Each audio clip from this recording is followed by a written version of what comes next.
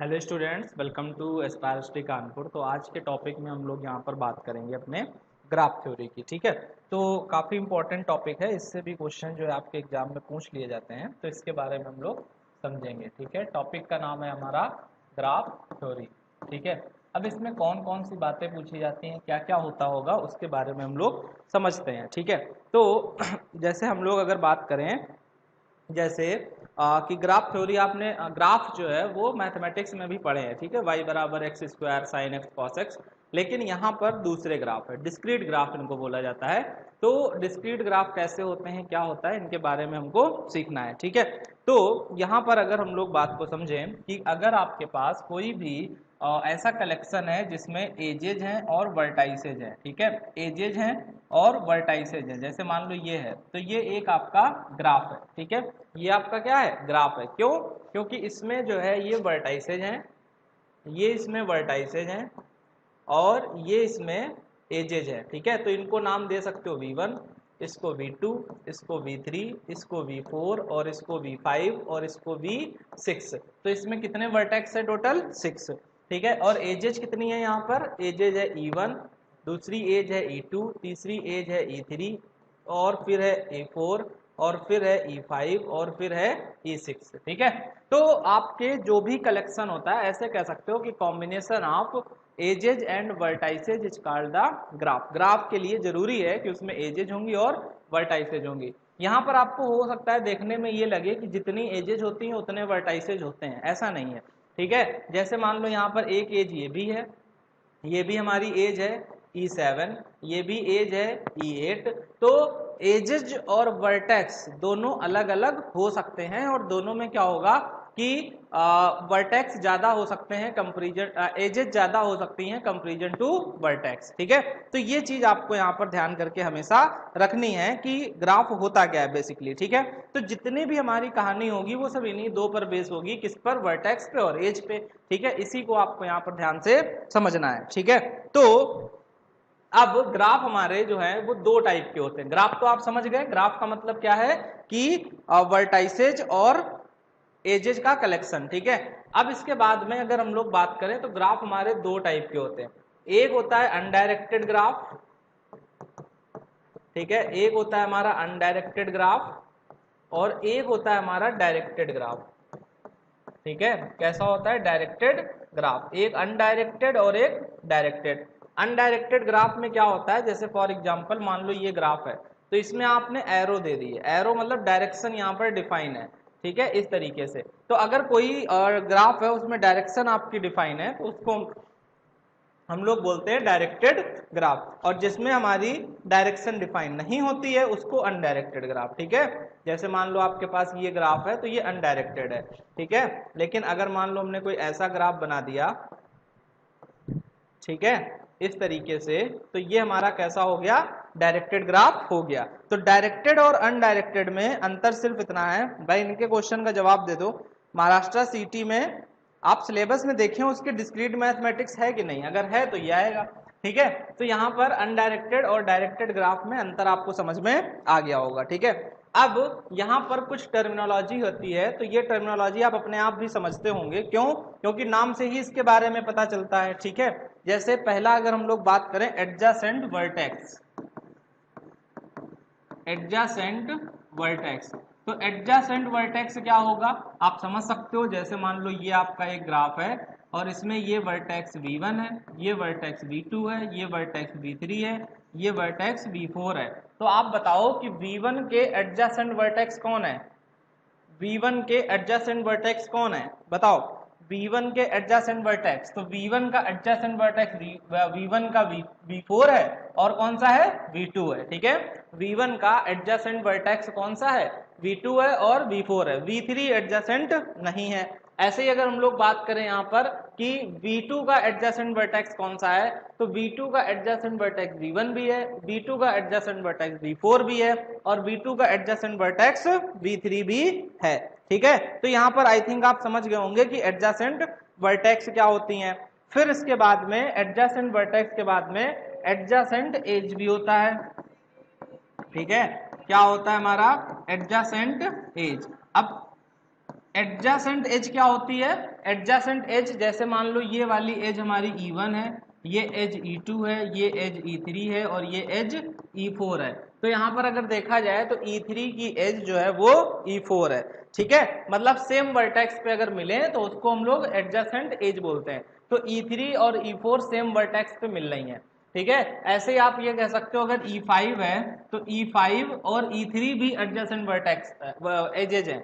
E5 और E3 भी adjacent as हैं, क्यों? क्योंकि दोनों एज एक ही वर्टेक्स पे मिल रही हैं। तो कोई भी दो एज जो एक ही वर्टेक्स पे मिलती हैं उसको हम लोग बोलते हैं एडजेसेंट एज बोलते हैं, ठीक है। ये चीज आपको यहाँ पर ध्यान रखनी है।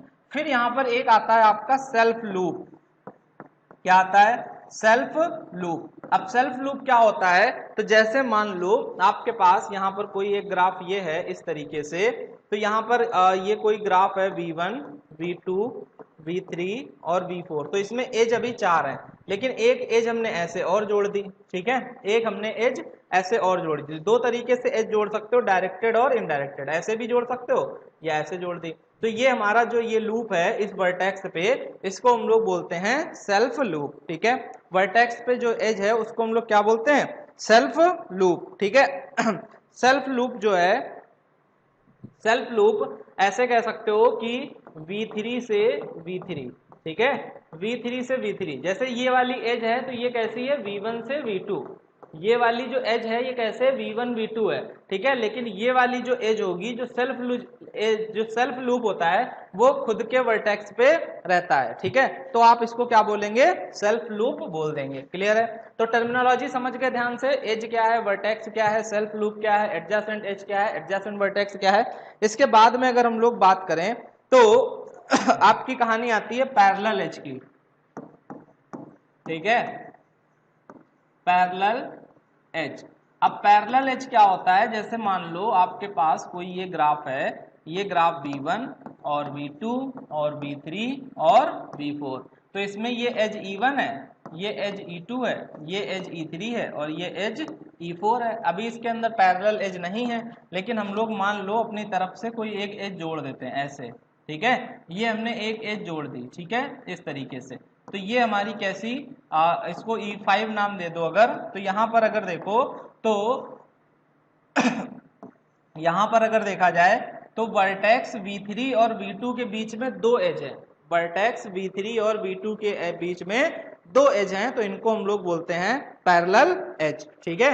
हाँ नवीन जी, था तो, लेकिन जरूरी है ना पढ़ना, अभी नहीं याद होगा आपको, कुछ चीजें याद होंगी, कुछ भूल गए होंगे आप।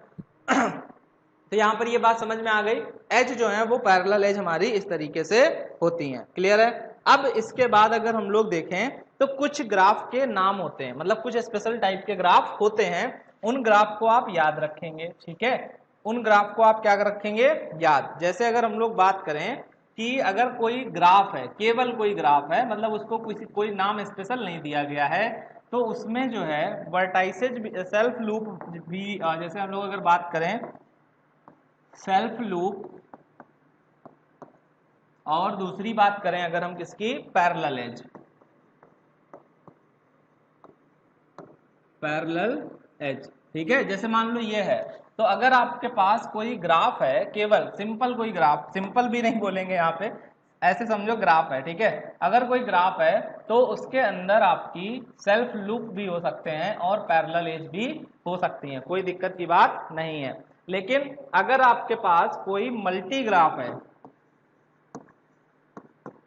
मल्टी ग्राफ, ठीक है, नाम है ये ग्राफ का, मल्टी ग्राफ है, तो उसमें सेल्फ लूप नहीं होगा, पैरेलल एज हो सकती है अगर कोई मल्टी ग्राफ है, ठीक है। अगर आपके पास सूडो ग्राफ है, ठीक है,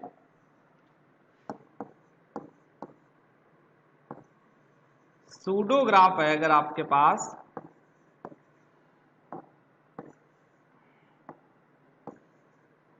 तो इसके अंदर सेल्फ लूप हो सकता है लेकिन पैरेलल एज नहीं हो सकती, ठीक है। पैरेलल एज नहीं हो सकती। जैसे अगर मान लो कोई ये ग्राफ है, ठीक है, तो इस ग्राफ को हम लोग जो है वो सूडो ग्राफ बोल सकते हैं, क्योंकि इसमें सेल्फ लूप है, पैरेलल एज कोई अवेलेबल नहीं है, ठीक है। तो सूडो ग्राफ में आपको ये चीज याद रखनी है। अगर हम लोग इसके बाद की बात करें तो आपका आता है सिंपल ग्राफ, ठीक है। क्या आता है? अभी हमने बोला था ना आपसे सिंपल भी नहीं बोल सकते, तो इसीलिए नहीं बोल सकते क्योंकि ये भी एक ग्राफ होता है। तो सिंपल ग्राफ में ना ही पैरेलल एज होती है ना ही लूप होता है, ठीक है। जैसे अगर हम लोग बात करें तो ये हमने कोई अगर इस तरीके से ग्राफ बनाया है तो ये एक हमारा सिंपल ग्राफ है। क्यों? क्योंकि इसके अंदर ना ही कोई पैरेलल एज है ना ही कोई सेल्फ लूप है। तो ये चीज आपको ध्यान रखनी है, सिंपल ग्राफ की ज्यादा आगे जरूरत पड़ेगी, बाकी थोड़ा सा आपको पता होना चाहिए, ठीक है। अब अगर हम लोग इसके बात करें तो टाइप्स ऑफ ग्राफ होते हैं। टाइप्स ऑफ ग्राफ मतलब ग्राफ कौन कौन से टाइप के होते हैं। तो पहला तो आपका होता है फाइनाइट ग्राफ। क्या होता है? Finite graph. फाइनाइट ग्राफ वो ग्राफ होता है जिसमें नंबर ऑफ वर्टेक्स कह सकते हैं कि फाइनाइट होते हैं, ठीक है, जिसमें नंबर ऑफ वर्टेक्स जो है वो फाइनाइट होते हैं, उसको हम लोग बोलते हैं फाइनाइट ग्राफ, ठीक है। इसके बाद अगर हम लोग बात करें तो ये फाइनाइट हो गया, नाम से ही समझ रहे हो, थ्योरी नहीं लिखवा रहे हैं। ऐसे ही हमारा होता है नल ग्राफ, ठीक है। नल ग्राफ, नल ग्राफ वो ग्राफ होता है जिसके अंदर कोई भी एज नहीं होती है, ठीक है, कोई भी एज नहीं होती है, ठीक है। मतलब यहां पर ये कह सकते हो आप कि यहां पर वर्टेक्स तो होगा but does not exist, does not edge, ठीक है, exist या एज डज नॉट एग्जिस्ट या एज नॉट अवेलेबल, जो भी अपने अकॉर्डिंग लिख लो, ऐसे समझ लो शॉर्ट में। तो अगर कोई भी ग्राफ है जिसके अंदर वर्टेक्स तो है, जैसे मान लो ये एक हमारा ग्राफ है, ये एक ग्राफ है, ठीक है, ये एक ग्राफ है, तो यहाँ पर ये ग्राफ तो है हमारा, वर्टेक्स तो अवेलेबल है इसके अंदर, लेकिन इसके अंदर एज नहीं है, ठीक है। कोई भी अगर एज नहीं होती है तो उसको हम लोग बोलते हैं नल ग्राफ, ठीक है।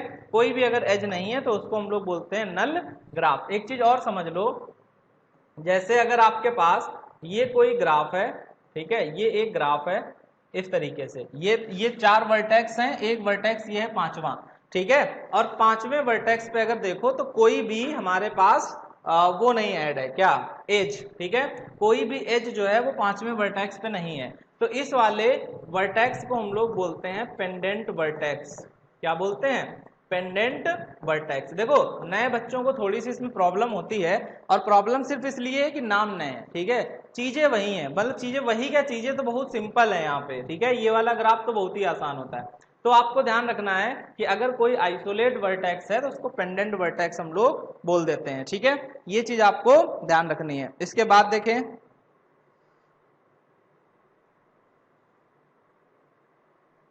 ठीक है, अब अगर हम लोग बात करें तो इसके बाद एक आती है बात ट्रिवियल ग्राफ की। ट्रिवियल ग्राफ क्या होता है, ठीक है, तो ट्रिवियल ग्राफ में क्या होता है,